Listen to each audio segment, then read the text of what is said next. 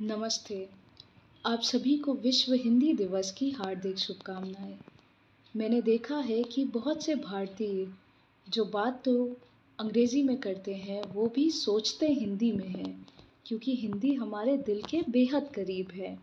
हम जब भी बहुत ज़्यादा खुश होते हैं या बहुत दुखी होते हैं, तो अपनी माँ या मातृभाषा के पास जाते हैं। इसलिए हिंदी के लिए केवल एक दिन की आवश्यकता नहीं है, क्योंकि वो तो पूरे जीवन के लिए है। वह सदियों से चली आ रही है और सदियों तक चलती रहेगी, अनंत काल तक यूँ ही चलती रहेगी हमारे साथ भी और हमारे बाद भी। तो आज मैं आपसे बस यही कहना चाहती हूँ कि आकाश को छुओ पर अपनी ज़मीं से जुड़े हुए रहो।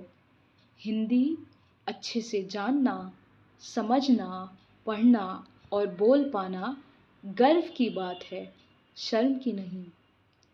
किसी भी भाषा में बात करना बुरा नहीं है, अंग्रेज़ी में बात करना बुरा नहीं है, पर मैं उस मानसिकता के लोगों के बारे में बात कर रही हूँ, जिन्हें ये लगता है कि वो अंग्रेज़ी में वार्तालाप करके हिंदी के बारे में अनभिज्ञ होने को, भारतीय होने पर भी यह दिखाने को कि उन्हें हिंदी नहीं आती, इसको वो सो कॉल्ड मॉडर्न या आधुनिक समझते हैं।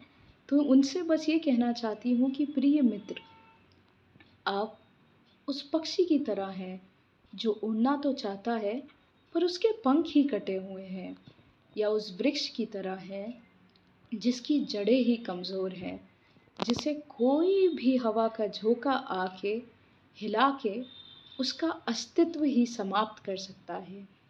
हमें गौरव है कि हम भारत में देवताओं की भाषा हिंदी के सानिध्य में पले बढ़े हैं। आप सभी को विश्व हिंदी दिवस की हार्दिक शुभकामनाएँ। आज हम यह एक सीख ले सकते हैं कि कोई भी भाषा वार्तालाप करने का माध्यम है। मैंने एक कॉन्फ्रेंस अटेंड करी थी, जहाँ कुछ लोग ये कह रहे थे कि उनको ऐसा लगता है कि अगर कोई हिंदी में बात कर रहा है या उसे इंग्लिश नहीं आती है, तो वो ये अज़्यूम करके बैठ जाते हैं कि वो शायद अनएजुकेटेड होगा। अब मुझे प्रॉब्लम इस सोच से है, अदरवाइज़ मैं भी हिंदी और इंग्लिश, संस्कृत इन सारी ही लैंग्वेजेज़ में, इवन फ्रेंच और जो भी लैंग्वेजेस सीखने को मिलती हैं, बात करने को मिलती हैं, उसको पढ़ते भी हैं, लिखते भी हैं, ताकि वर्ल्ड लिटरेचर समझ सकें।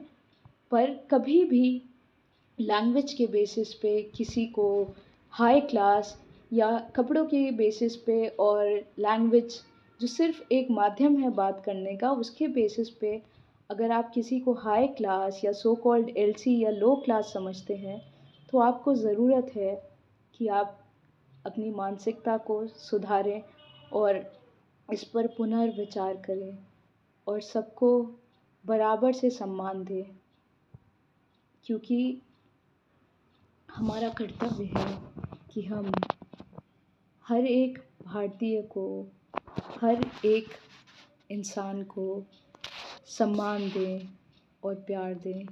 धन्यवाद।